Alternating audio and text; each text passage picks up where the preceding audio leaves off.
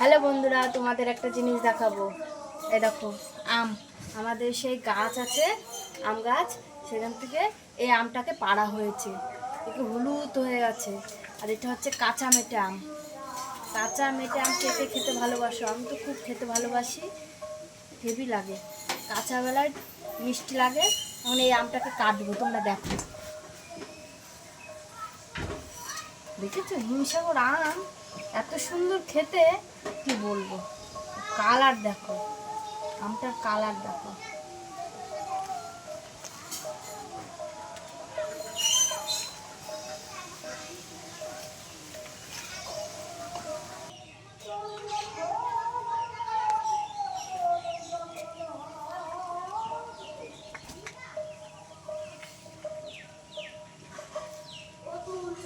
দেখো কত সুন্দর লাগছে, দেখো।